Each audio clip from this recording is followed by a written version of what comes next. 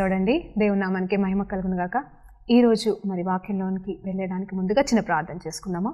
పరిశుద్ధుడా గొప్ప దేవా, నీకు స్తోత్రం, స్తుతి, మహిమ, ఘనతయు ప్రభావం చెల్లించుకుంటున్నాం నాయన. అవును తండ్రి ప్రభా, ఇప్పటివరకు మమ్మల్ని భద్రపరిచిన దేవా నీకు స్తోత్రం రాజా. అవును తండ్రి, ఎన్ని వేళల సమస్యలు వచ్చినను, ఎన్ని ఇరుకులు వచ్చినను, ఎన్ని ఇబ్బందులు వచ్చినను, ఎన్ని ముళ్ళులు మా జీవితంలో వచ్చినను, నువ్వు మాత్రం మమ్మల్ని విడవక ఎడబాయక నీ శాశ్వతమైన ప్రేమతో మమ్మల్ని ప్రభా కృప చూపించి క్షమిస్తూ ముందుకు నడిపిస్తున్న దేవానికి స్తోత్రం రాజా. ఈరోజు ప్రభా పౌలు విషయంలో ప్రభా నా తండ్రి అతనికి ఉన్న ముళ్ళు గురించిన కొన్ని సత్యాలని మేము నేర్చుకున్నటకు పరిశుద్ధాత్మ దేవ మాకు సహాయం చేయండి. మీరే నాకు నేర్పించమని అడుగుతూ నజరుడైన యేసు ప్రభు నామములో ప్రార్థనతో అడిగి వేడుకుంటూ పొందుకుంటున్నాం తండ్రి, ఆమేన్. ప్రైజ్ లార్డ్ అండి. దేవునికి మహిమ కలుగును గాక. మరి ఈరోజు దేవుడు మన కొరకు ఇచ్చిన వాక్యాంశం ఏంటి అంటే పౌలు యొక్క ముళ్ళటండి. హల్లెలూయా. తనకంటూ ఒక ముళ్ళు ఉందని చెప్పేసి మరి 2 కొరింథీయులు 12వ అధ్యాయంలో మరి క్లియర్గా పౌలు భక్తుడు రాస్తున్నాడండి. ఎవరికి రాస్తున్నాడు ఏంటి అనేది చూస్తే కూడా అక్కడ మరి తన గురించి, తనకున్న సమస్యను గురించి, తనకున్న ముళ్ళను గురించి ఒక సంఘానికి, కొరింథీయులు అనే ఒక గొప్ప సంఘానికి తను రాస్తున్నాడటండి. హల్లెలూయా. దేవునికి మహిమ కలుగును గాక. తను కేవలం తనలో ఉంది అని ఒప్పుకోవడం మాత్రమే కాదు, కానీ బహిరంగ ప్రకటన చేస్తున్నాడు.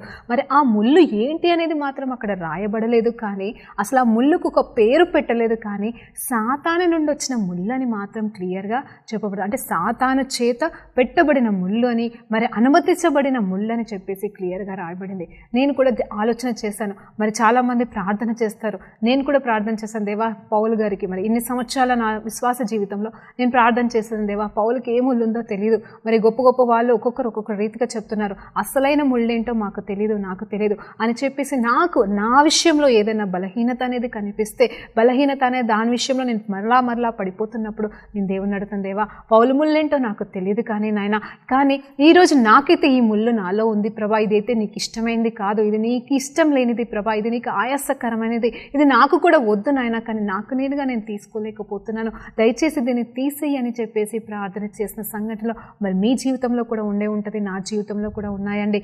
మరి ఎలా అంటే నేను ప్రార్థన చేసినప్పుడు కొన్నిసార్లు నిజమే ఆ జవాబు రాదు, ఆ ముళ్ళు మన నుండి తొలగిపోదు. నేనైతే అనుభవించాను అలా. ఆ ముళ్ళు నా నుండి పోలేదండి. మరి నేను వాటి గురించి నేను చెప్పలేను, ఆ పేర్లు నేను చెప్పదలుచుకోలేదు ఇప్పుడు, కానీ అంటే ఎన్నో ఉంటాయి మనుషుల ముళ్ళు. మరి కానీ నేను అప్పుడు ధ్యానించినప్పుడు నాకు పరిశుద్ధాత్మ దేవుడు పౌలు భక్తుడి ద్వారా మై గ్రేస్ ఇస్ సఫిషియంట్, మరి ఆయన ముళ్ళునే నువ్వు తీసేయలేదు ఎందుకు దేవా అని చెప్పేసి కూడా నేను అడిగేదాన్ని. దేవా మరి నీ శిష్యుడు కదా, నీ దాసుడు, నీ కోసం అంతగా మరి ఉన్న దేవుడు ఉన్న వ్యక్తి ప్రభా, మరి అంత దేవుని పుత్రుడైన ఈ వ్యక్తిని మరి ఎందుకు నువ్వు స్వస్థపరచలేదు? మరి అక్కడ క్లియర్గా పౌలు గారు అంటారు, ముమ్మార్లు నేను ప్రార్థన చేశానంట.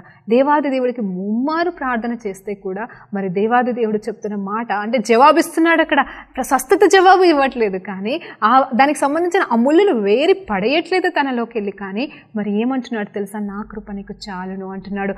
నీ బలహీనతలో అంటే ఇప్పుడు ఈ ముళ్ళనే బలహీనతలో, ఈ ముళ్ళు విషయంగా నీకు వస్తున్న ఈ బలహీనతలో నా బలము పరిపూర్ణమవుతుంది, నేను నీకుంటే చాలు అని చెప్పేసి దేవాది దేవుడు పౌలు భక్తిని బలపరిచినట్టుగా మరి అక్కడ చెప్పబడుతుంది. మరి ఆయనే స్వయాన తన గురించి మరి రాస్తున్నాడండి. హల్లెలూయా. దేవునికి మహిమ కలుగును గాక. మరి ఈరోజు మనకి నిజమే దేవాది దేవుడు మనకి ఇచ్చిన ఈ అంశం ఏంటంటే ఆయన యొక్క ముళ్ళు, మరి పౌలు గారి యొక్క ముళ్ళు గురించి మనం ధ్యానిద్దామండి. నేను అడిగాను ఏమై ఉంటుంది అని.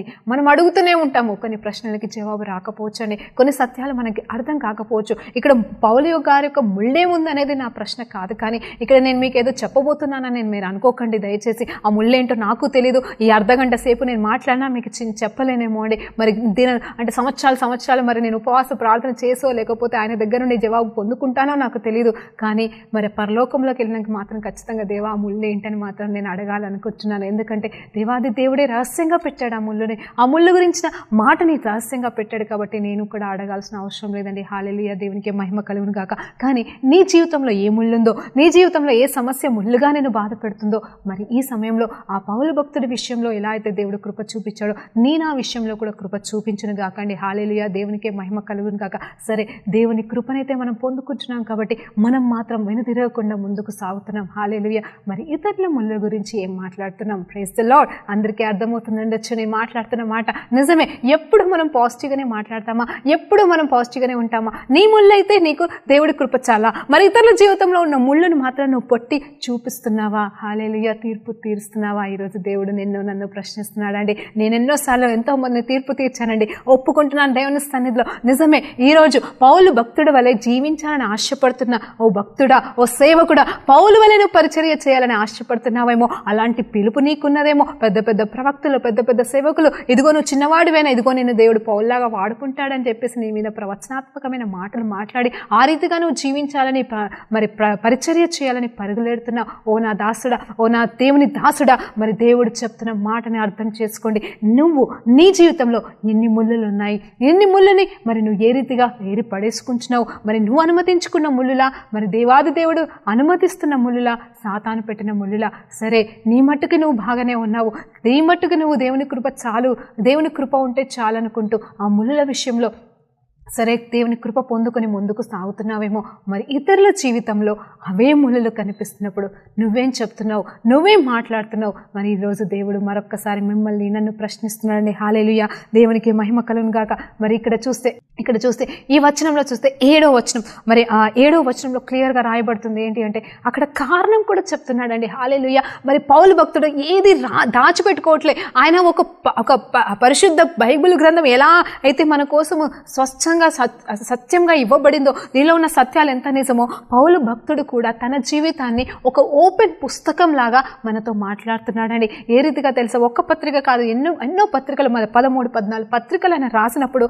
మరి ఆయన జీవిత చరిత్ర గురించిన సత్యాలు ఎన్నో మనకి మాట్లాడుతున్నాడు. ఆయన చేసిన అద్భుత సూచక క్రియల గురించే కాదు, కానీ ఆయన బలహీనతల గురించి ఒప్పుకుంటున్నాడు. ఎక్కడ తెలుసా అండి? సంఘాలకి రాస్తున్న లెటర్స్లో మరి ఆయన బలహీనతలను ఒప్పుకుంటున్నాడు, ఆయన బాధలను ఒప్పుకుంటున్నాడు, ఆయన సమస్యలను ఒప్పుకుంటున్నాడు, ఆయన ఎంత గొప్పవాడో ఒప్పుకుంటున్నాడు, ఆయన ఎంత పరిపూర్ణుడో కూడా చెప్పుకుంటున్నాడు, ఆయన ఎంత సంపూర్ణ శుద్ధి పొందలేని స్థితిలో ఉన్నాడో కూడా ఒప్పుకుంటున్నాడు అండి. హల్లెలూయా. అంటే తన యథార్థ స్థితిని యథార్థంగా మరి ఉన్నట్టుగా మరి తను ప్రజలకి మరి వ్యక్తపరుస్తున్నాడు. హల్లెలూయా. ఇది నిజమైన యథార్థత కలిగిన జీవితం కాదా? పౌలైతే నిజమే, మొట్టమొదట చూస్తే మరి తన జీవితం భయంకరమే, నిజమే. దేవాది దేవుని కోసమే, తండ్రి అయిన దేవుణ్ణి ఆరాధించే వ్యక్తిగా ఉన్నాడు. తండ్రి దేవుని కోసం రోషం కలిగి ఉన్నవాడే.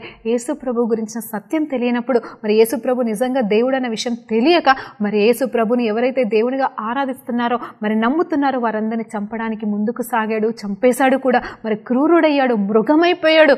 మరి కానీ ఆ తర్వాత చూస్తే మరి దేవాది దేవుడి దర్శనం పొందుకొని, ఎంత గొప్ప దర్శనం అంటే 3 దినముల పాటు మరి గుడ్డివాడైపోయి మరి ఆ 3 దినములు కూడా దేవుని సన్నిధిలో గడపబడి మరి దేవుని చేత సత్యాలు బోధించబడి ఆ తర్వాత మరి ఎన్నో సంవత్సరాలు దేవుని చేత మరి దేవుని దగ్గరగా గడిపి ఎన్నో సత్యాలు తెలుసుకొని అభిషేకించబడిన ఈ పౌలు భక్తుడు మరి ఎంతో మందికి మాదిరిగా ఉంటున్నాడండి. ఎన్నోసార్లు చెప్తున్నాడు కూడా, ఇదిగో నా వల్ల మీరు కూడా ఉండండి అని చెప్తున్నాడు. నేను యేసును పోలి జీవిస్తుండగా మీరు నన్ను పోలి జీవించండి, నన్ను పోలి నడవండి అంటున్నాడు. హల్లెలూయా.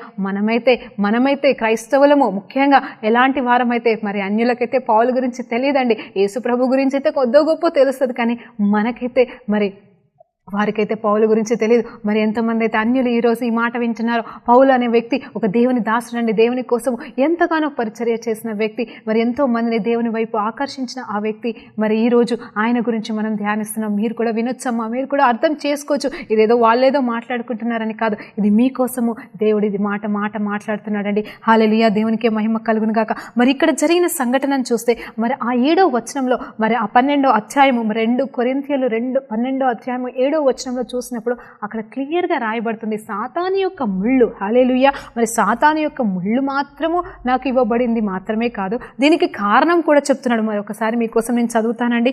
హల్లెలూయా. కాబట్టి మరి అక్కడ చెప్తున్నాడండి 7వ వచనంలో ఏం చెప్తున్నాడంటే, నాకు కలిగిన ప్రత్యక్షతలు బహు విశేషంగా ఉన్నందువలన, హల్లెలూయా, నాకు కలిగిన ప్రత్యక్షతలు బహు విశేషంగా ఉన్నందువలన నేను అత్యధికముగా హెచ్చిపోకుండా, చూడండి, హెచ్చిపోకుండా అంటే గర్వానికి గురి రాకుండా నిమిత్తము నా శరీరంలో, ఎక్కడండి? శరీరంలో. ఎవరి శరీరంలో? పౌలు గారి శరీరంలో ఒక ముళ్ళు అనేది నేను అత్యధికంగా హెచ్చిపోకుండా నిమిత్తము, చూడండి మళ్ళీ చెప్తున్నాడు, హెచ్చించిపోకుండా నిమిత్తము నేను అత్యధికంగా నన్ను నేను పొగుడుకోకుండా, నన్ను నేను హెచ్చించుకోకుండా మరి అక్కడ ఏమో నన్ను నలగొట్టుటకు, చూడండి, నన్ను నలగొట్టుటకు మరి సాతాను యొక్క, ఎవరిదండి, సాతాను యొక్క దూతగా మరి హల్లెలూయా ఉంచగలిగినంట. చూడండి, మరి సాతాను యొక్క దూతగా ఉంచబడెను. హల్లెలూయా, దేవునికి మహిమ కలుగును కాక. చూడండి ఎంత చక్కటి మాట ఉంది అంటే ఇక్కడ తనంట పౌలు గారు చెప్తున్నాడు, ఒక సంఘానికి రాసిన, అంటే 1000 మంది ఉన్నారో 1,00,000 మంది ఉన్నారో, హల్లెలూయా, జాగ్రత్తగా వినండి. ఈ పత్రికని ఎంతమంది చదువుతున్నారో, ఇప్పుడైతే మనం వేలాది కోట్లాది మంది మీ పత్రికని చదువుతున్నాం. అంటే ఈ పత్రికలు ఇప్పుడు మనకి, అప్పుడైతే కొరింథీ సంఘానికి, ఇప్పుడు మాత్రం క్రైస్తవులైన నీకు నాకు ఉంది. కాబట్టి మరి దేవాది దేవుడు చెప్తున్న మాట ఏంటి తెలుసా? ఇక్కడ మరి పౌలు గారు చెప్తున్న మాట ఏంటి అంటే, ఇదిగో నేను నాకున్న దర్శనాలను బట్టి, నాకున్న యోగ్యతను బట్టి, దేవుడు నాకు ఇచ్చిన అత్యంతమైన కృపను బట్టి మరి నేను అంతగా వాడబడుతున్నాను, ఎంతగా ఉన్నాను. కాబట్టి నేనెక్కడ రెచ్చిపోతానో, మన భాషలో చెప్పాలంటే రెచ్చిపోతానో, నేనెంత గర్వానికి ఫీల్ అయిపోతానో, మరి ఆ గర్వం నాలో ఎక్కడ వస్తుందో, నేను పెద్దవాడిని గొప్పవాడిని ఎక్కడ పొంగిపోతానో అని చెప్పేసి మరి సాతాను యొక్క ముళ్ళు, సాతాను దూత పెట్టబడిన ఒక ముళ్ళుని మరి దేవుడు అనుమతించినట్టుగా అక్కడ మరి పౌలు భక్తుడు ఒప్పుకుంటున్నాడు. అయితే దాని గురించి చెప్తున్నాడు, అది నా నుండి తొలగిపోవాలని. ఏమనంటున్నాడు? అది నా నుండి తొలగిపోవాలని దాని విషయమై ముమ్మారంటే 3 సార్లు ప్రభువుని వేడుకొంచుని. అందుకు నా కృప నీకు చాలును, బలహీనత యందు నా శక్తి పరిపూర్ణమగుచున్నదని ఆయన నాతో చెప్పినంటున్నాడు. చూడండి, అక్కడ దేవునికి మరి ఈ సమస్త విషయంలో ఆయన మొరపెట్టాడు. తండ్రి అయిన దేవునికి మరి ఎన్నో ప్రార్థనలు ఆలకిస్తున్న దేవుడు, మరి పౌలు గారిని ఎంతగానో గొప్పగా వాడుకుంటున్న దేవుడు, తన నీడ పడగానే స్వస్థత పొందుకుంటున్న మనుషులు ఉంటున్న, అక్కడ చచ్చిపోయిన వాళ్ళని లేపుతున్నాడు, తన వస్త్రంని ముట్టిన వారు స్వస్థత పొందుకుంటున్నారు. అలాంటి గొప్ప ప్రవచనాత్మకమైన జీవితం కలిగిన, అంత గొప్ప అభిషేకం కలిగిన పౌలు భక్తుడు ఇక్కడ యేసు ప్రభుని మరి తండ్రి అయిన దేవుణ్ణి విజ్ఞాపన చేశాడటండి.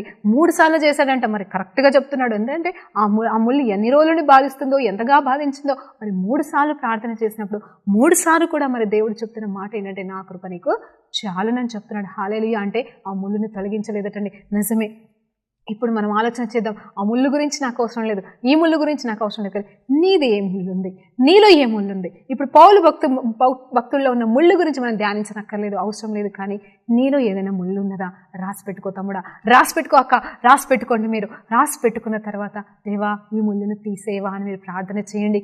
ఏమో దేవాది దేవుడు ఆయన చిత్తం అయితే తీసేస్తాడు, లేదా పౌలుకి చెప్పినట్టుగా ఇదిగో నా కృప నీకు చాలని చెప్తాడేమో, మనకు తెలియదు. కానీ ఆయన జవాబు వచ్చిందా లేదా ముఖ్యమండి. ఇక్కడ పౌలు భక్తుడు ప్రార్థన చేస్తే దేవునికి దగ్గర నుండి జవాబు పొందుకున్నాడు. మరి ఇక్కడతో నేను ఆగాలనుకోవట్లేదు, ఇక్కడతో నేను ముగించాలనుకోవట్లేదు. కానీ ఇక్కడ మరి కొన్ని సత్యాలు మీకు చెప్పాలనుకుంటున్నాను. మనం ఎలా ఉన్నాము ఈ సమయంలో? ఇక్కడ చూస్తే మరి రోమన్ పత్రికలో కూడా చూసినప్పుడు 7వ అధ్యాయంలో చూసినప్పుడు అక్కడ క్లియర్గా మరి పౌలు భక్తుడు రాస్తున్నాడు. వారికి ఏమని రాస్తున్నాడు తెలుసా? అంత పెద్ద గొప్ప సామ్రాజ్యానికి రాస్తున్నాడు. అంత గొప్ప సామ్రాజ్యంలో ఉన్న మరి దేవుని ఆరాధికులకి ఆయన మాట్లాడుతున్న మాట ఏంటి తెలుసా? ఆయన ఒప్పుకుంటున్నాడండి. హల్లెలూయా. ఆయన చెప్పాడు, సరిచేశాడు, ప్రేమిస్తున్నాడు, గద్దిస్తున్నాడు, అన్నీ చెప్తూనే ఇంకొక మాట, తన యథార్థత స్థితిని కూడా ఒప్పుకుంటూ ఏమంటున్నాడు తెలుసా అండి? మరి ఆ 7వ అధ్యాయంలో మరి 7వ వచనం నుండి మరి కంప్లీట్గా ఆ చాప్టర్ ఎండింగ్ వరకు చూసినప్పుడు మరి ఏమని ఉంటుంది తెలుసా? ఏది చెయ్యాలనుకుంటున్నానో దేవుని కొరకు అది చేయలేకపోతున్నాను. చూడండి, నా శరీరంలో ఒక ముళ్ళు పెట్టబడిందని, ఇక్కడ కూడా ముళ్ళనే పదం రాయబడలేదు, కానీ నా శరీరంలో ఏదో జరుగుతుంది అంటున్నాడు. హల్లెలూయా. మరి తన శరీరంలో ఏదో జరుగుతుంది, దాని నుండి నేను వెళ్ళిపోవాలి, దూరంగా పారిపోవాలనుకుంటున్నాను. కానీ వేరొక నియమము నాలో పనిచేస్తుంది, అది నేను కంట్రోల్ చేసుకోలేకపోతున్నాను. హల్లెలూయా అన్నట్టుగానే మాట్లాడుతున్నాండి. కావాలంటే మీరు చదువుకోవచ్చండి. మేబీ నా భాష వేరండి, నాకు మాట్లాడడం రాదు, నాకు చెప్పడం రాదు, నాకు పదాల జాలం నాకు తెలియదు. కానీ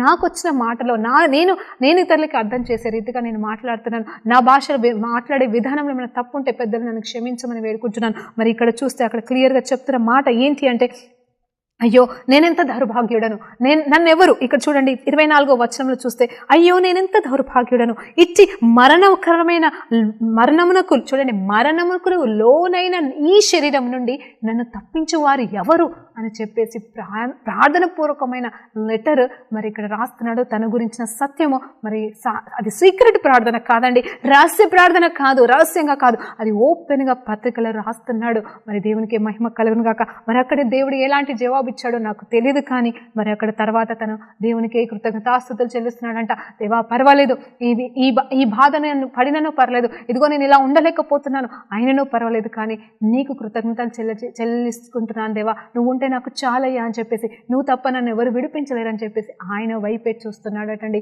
హల్లెలూయా, దేవునికే మహిమ కలుగును గాక. మరి నిజమే, నేను పౌలు గురించే మాట్లాడుతున్నాను, పౌలు యొక్క ముళ్ళు గురించే మాట్లాడుతున్నాను. ఆ ముళ్ళు ఎక్కడ ఉంది అని ఒకసారి ఆలోచన చేద్దామా? మరొకసారి ఎక్కడ ఉంది తెలుసా అండి? మరి అది ఆత్మలో లేదు, పౌలు గారి ఆత్మలో లేదండి, మరి పౌలు గారి ప్రాణంలో లేదు, మరి పౌలు గారి యొక్క శరీరంలో ఉన్నట్టుగా మరి ఇక్కడ కూడా మరి ఈ వచనాలను బట్టి కూడా మనకి అర్థమవుతుంది. ఏది రోమన్స్లో 7వ అధ్యాయాన్ని మనం ధ్యానించినప్పుడు కూడా అక్కడ కూడా క్లియర్గా రాయబడుతుంది, ఏమి చేయాలో అది చేయలేకపోతున్నా, ఏమి చేయకూడదో అది చేస్తున్నాను అని తన యథార్థ స్థితిని ఒప్పుకుంటున్నాడు. అది ఎవరికి రాస్తున్నాడు? మరి రోమా పత్రికకి వాళ్ళకి పత్రికగా రాస్తున్నాడు. ఆ తర్వాత వేరొక నియమము నా అవయవములో పనిచేస్తుంది. చూడండి, నా అవయవం అంటే ఏంటంటే శరీరమే పనిచేస్తుంది, నేనెంత దౌర్భాగ్యుడను అనుకుంటూ వేడుకుంటున్నాడయ్యా. ఇదిగో నువ్వు ఒప్పుకుంటున్నావా నీ శరీర బలహీనతల్ని? నువ్వు ఒప్పుకుంటున్నావా? నువ్వు బహిరంగంగా ఒప్పుకోవాల్సిన అవసరం లేదు, కనీసం దేవాది దేవుని సన్నిధిలో ఒప్పుకుంటున్నావా? సరే, నీ ముందర ఎంతో మంది మరి బలహీన పరిస్థితిలో ఉన్నారో, వాళ్ళు తాగుడు వ్యసనంతో ఉన్నారో, వ్యభిచారపు వ్యసనంతో ఉన్నారో, మరి ఏ వ్యసనంలో చిక్కుబడి ఉన్నారో, లేకపోతే అబద్ధము, మరి మోసము, మూర్ఖత్వము, దొంగతనము, ఏ పరిస్థితిలో వాళ్ళు మరి చిక్కుబడి ఉన్నారో, మరి వారి జీవితంలో ఉన్న ముళ్ళలను బట్టి, వారి చెడు జీవితాన్ని బట్టి నువ్వు అసహించుకుంటున్నావా? నువ్వు ప్రేమిస్తున్నావా వారిని అని దేవాది దేవుడు ప్రశ్నిస్తున్నాడండి. నిజమే, నువ్వు నిజంగా నువ్వు ఒక సేవకుడు అయితే నిజమే, ఈరోజు నేను ఈ వాక్యం 100% పౌలు వలె జీవించాలని అనుకుంటున్నా, పౌలు వలె సేవ చేయాలనుకుంటున్న సేవకులతో నేను మాట్లాడుతున్నానండి. అది సేవకుడే కావచ్చు, సేవకురాలే కావచ్చు, ఇంక్లూడింగ్ మీ అండి. నాతో కూడా పరిశుద్ధాత్మ దేవుడు నాతో మాట్లాడుతున్నాడు. ఇవన్నీ కూడా నేను ఏదో చెప్పాలని, మిమ్మల్ని ఏదో అనాలని నేను చెప్పట్లేదు, కానీ దేవుడు నన్ను సరిచేశాడు. నిజమే, నేనేదో పవిత్రంగా జీవిస్తున్నాను అనుకున్నాను కొన్ని సంవత్సరాలు, మరి తర్వాత చూస్తే నేను పడిపోయాను, నేను శారీరకంగా పడిపోయాను, నేను మానసికంగా పడిపోయాను, నేను తలంపులతో మరి భయంకరమైన స్థితిగతుల్లోకి నేను వెళ్ళినప్పుడు మరి దేవుడు నాతో మాట్లాడినాడు. ఇదిగో బిడ్డ, నీలో ఎంత గొప్ప పవిత్రత ఉంది, నువ్వెంత పవిత్రమైన దానివి, నీలో ఎంత యథార్థత ఉందని దేవుడు ప్రశ్నించినప్పుడు దేవా నిజమే నాలో ఇన్ని లోపాలు పెట్టుకుని నేను అవతల వాళ్ళని ఎందుకు కించపరుస్తున్నానని చెప్పేసి నేను బాధపడి దేవుడి దగ్గర క్షమాపణ వేడుకున్నానండి. నిజమే, ఆయాసం ఉండొచ్చు, మనలో బాధ ఉండొచ్చు, దుఃఖం ఉండొచ్చు. మరి గతంలో నేను ఒకసారి చెప్పాను, మరి అందరితో నేను చెప్పే మాట ఒకటేనండి, ఎలాంటి పాపాన్నైనా దేవుడు క్షమించాడు. ఆయన క్షమించే దేవుడు, ఎందుకంటే ఆయన వెళ్ళ చెల్లించాడండి. కానీ ఒక్కటి గర్వం అనే దానికి మాత్రం ఆయన వెళ్ళ చెల్లించలేదు. ఆ రోజు చెప్పాను, ఇప్పటికీ చెప్తాను, అందరికీ నేను చెప్పే మాట అదే, గర్వానికి మాత్రం ఆయన వెళ్ళ చెల్లించలేదు, చెల్లించడు కూడా. హల్లెలూయా. గర్వం అనేది దేవుడు మనలో ఉంటే ఆయన మనల్ని యాక్సెప్ట్ చేయలేడండి. ఇది మాత్రం మీరు గ్రహించండి. మరి ఈ రోజు నేను చెప్పాలనుకుంటున్న అంశం గర్వం కాదు, కానీ ఇక్కడ నేను చెప్తున్న మాట ఏంటంటే, చూడండి, పౌలు గారు అక్కడ ఒప్పుకుంటున్నారు. ఆ తర్వాత చూస్తే మరి ఒక్కసారి మరి ఫిలిప్పీలకు రాసిన పత్రిక, మరి అక్కడ కూడా మరి కొన్ని సత్యాలు మరి ఆయన మాట్లాడుతున్నాడండి. హల్లెలూయా. మరి ఈ పత్రికల్లో మనం నేర్చుకోవాల్సిన విషయాలు చాలా ఉన్నాయి. మనం నిజమే ఒక క్రైస్తవుడిగా మనం ఎలా జీవించాలి, ఒక క్రైస్తవురాలిగా ఎలా జీవించాలి అనేది మనకు తెలుస్తూ ఉంటుందండి. హల్లెలూయా. మరి ఫిలిప్పీన్స్కు రాసిన పత్రిక 3వ అధ్యాయంలో చూసినప్పుడు మరి 12వ వచనం నేను మీకోసం చదువుతున్నానండి. ఇది వరకే, మరి ఇది కూడా పౌలు భక్తుడు రాస్తున్న మాట, పౌలు గారు రాస్తున్న మాట ఏంటి అంటే, ఆయన చెప్తున్నాడు, ఒప్పుకుంటున్నాడు, ఇది వరకే నేను గెలిచితినని, ఇదివరకే నేను సంపూర్ణ సిద్ధి పొందితినని నేను అనుకోవటం లేదు అంటున్నాడు. చూడండి, నేను గెలిచి ఉన్నాను. చూడండి, ఫిలిప్పైన్స్ పత్రిక ఎప్పుడు రాశాడండి? మరి చూస్తే ఆయన కొన్ని సంవత్సరాల తర్వాత రాసినట్టుగా ఉంది. అప్పటికి రోమన్స్కి అంటే నాకు వర్ష తెలీదు మరి, కానీ అప్పటికి ఎన్నో పత్రికలు రాశాడు, ఎంతోమందికి సువార్త చెప్తున్నాడు, ఎన్నో చోట్ల మరి ఆయన గొప్పగా వాడబడతా ఉన్నాడు. మరి ఆ సమయంలో అంటే ఎంతగానో ఆయన పరుగు పందెం ఆల్మోస్ట్ ముగింపు సమయానికి వస్తున్న సమయాలని నేను అనుకుంటున్నాను. అంటే ఇంకా ఆయన ఎండింగ్ డేస్ వస్తున్న సమయంలో ఆయన ఈ మాట మాట్లాడుతున్నాడు. ఏంటి తెలుసా? మరి ఇదివరకే నేను గెలిచితిని అని నేను అనుకోవట్లేదు, కానీ ఇదివరకే నేను సంపూర్ణ సిద్ధి అంటే సంపూర్ణ పర్ఫెక్షన్, అంటే నువ్వు పర్ఫెక్ట్ హోలీనెస్లోనికి నేను వెళ్ళానని నేను అనుకోవటం లేదు. కానీ చూడండి ఏమనుకుంటున్నాడు తెలుసా? నేను దేని నిమిత్తము క్రీస్తు యేసు చేత పట్టబడితేనో, హల్లెలూయా, దేని నిమిత్తమై క్రీస్తు చేత పట్టబడితేనో దాని కొరకు దానిని పట్టుకోవాలని నేను పరిగెడుతున్నాను అంటున్నాడు. హల్లెలూయా. హల్లెలూయా, ప్రైజ్ ద లార్డ్. చెప్పండి, మీరు దేనికోసం పరిగెడుతున్నారు? ఈరోజు దేవుడు మీకు ఇచ్చిన దానికోసం పరిగెడుతున్నారా? అంటున్నామా?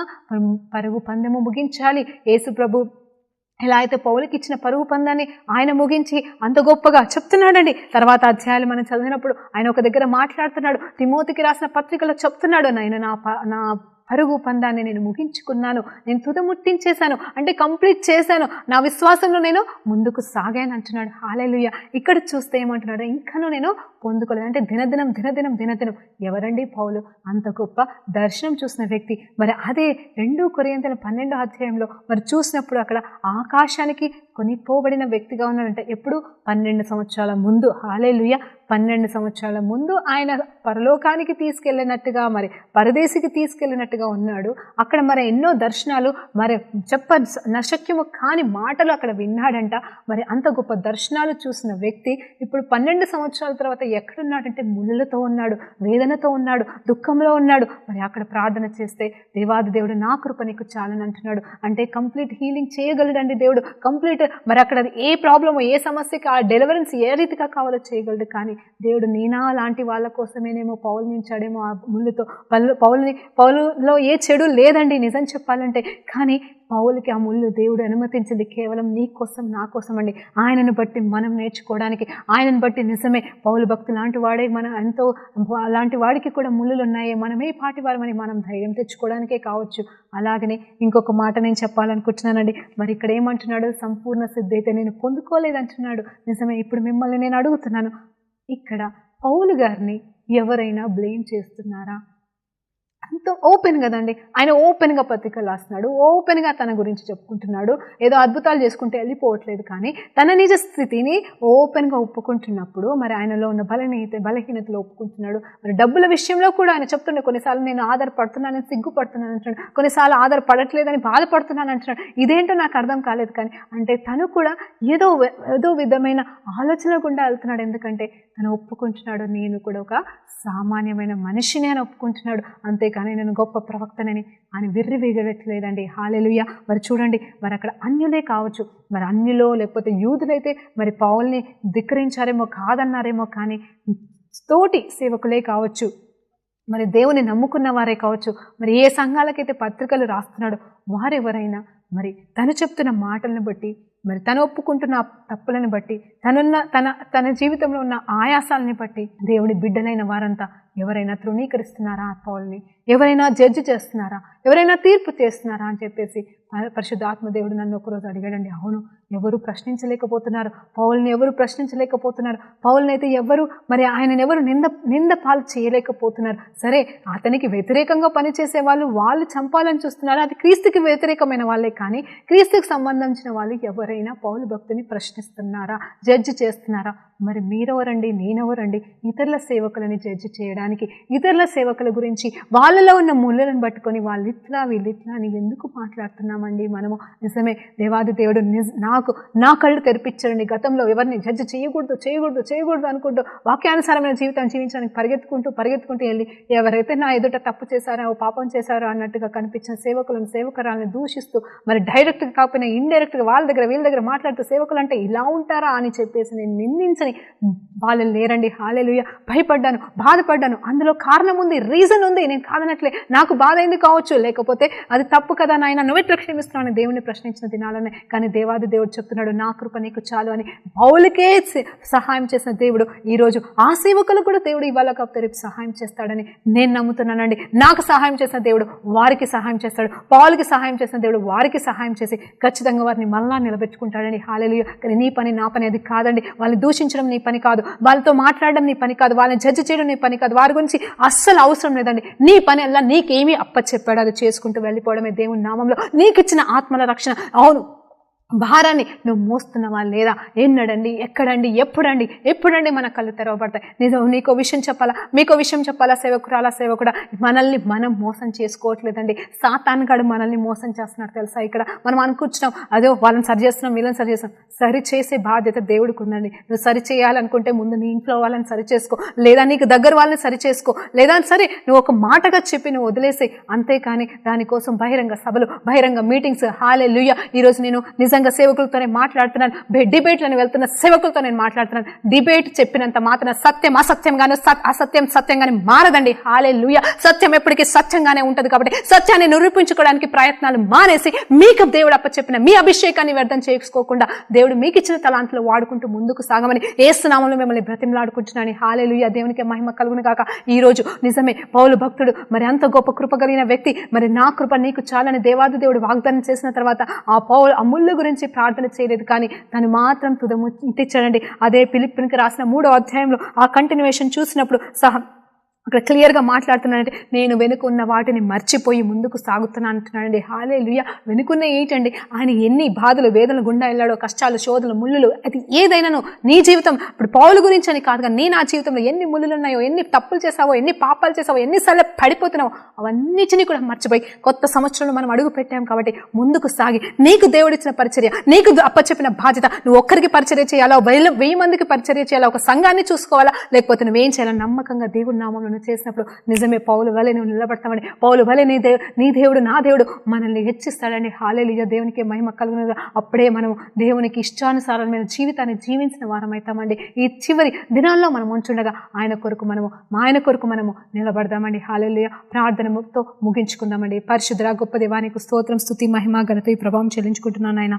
అవును తండ్రి, ఈ రోజు నిజంగా ప్రభానాథని వాక్యాన్ని ధ్యానించుటకు, ప్రభానాథని నా ద్వారా నువ్వు మాట్లాడటకు, నువ్వు నాకు ఇచ్చిన ఈ కృపకే నీకు వందనాలు తెలియజేసుకుంటున్నాను ఆయన. అవును ప్రభా నా తండ్రి, ఇతరుల విషయంలో ప్రభా జోక్యం కల్పించుకొని, అవును తండ్రి ప్రభా ఎంతగానో ప్రభా నా తండ్రి, అవును తండ్రి అన్యులెవరో వచ్చి మమ్మల్ని పాయింట్అవుట్ చేయడం కాదు, కానీ మేమే తండ్రి ప్రభా నా తండ్రి, విశ్వాసమైన మేమే, సేవకులమైన మేమే తండ్రి, ఒక్కరిని గురించి ఒకరు మాట్లాడుకుంటూ ప్రభా మా సమయాన్ని, మీరు మాకు ఇచ్చిన అమూల్యమైన సమయాన్ని వ్యర్థం చేసుకుంటూ ప్రభా నా తండ్రి మేము తుదముట్టించాల్సిన పరుగు పందెంలో వెనకబడిపోయినాం నాయన. ఈ రోజు నుండి అలా కాకుండా ప్రభా, ఈ రోజు ఎంతమంది అయితే వాక్యం విన్నారో వాళ్ళందరూ కూడా నాతో పాటుగా మేము తీర్మానం తీసుకుంటున్నాం నాయన. ఇక మీదట మా పని ప్రభా సేవలను బట్టి కాదు, కానీ సేవకులను బట్టి కాదు, కానీ ప్రభా ఇదిగో తని విశ్వాసాలను బట్టి కాదు, కానీ ప్రభా ఇదిగో తని నువ్వు అప్పచెప్పిన మాటల్ని, నువ్వు అప్పచెప్పిన ప్రభా నా తని పరిచర్యని తుదముట్టించుటకు ప్రభా కృప చూపించి ముందుకు సాగుటకు, నీకు ఇష్టమైన బిడ్డలుగా జీవించే భాగ్యాన్ని ఈ చివరి దినంలో మా అందరికీ దయచేయమని. అవును ప్రభా, నిజమైన పెళ్లి కుమార్తె వలె నీ కొరకు ఎదురుచూసే బిడ్డలుగా మేమందరము ఉండుటకు కృప చూపించమని నజరేయుడైన యేసు ప్రభు నామములో ప్రార్థనంతో అడిగి వేడుకుంటూ పొందుకుంటున్నాం తండ్రి. ఆమేన్. ప్రైజ్ ది లార్డ్ అండి.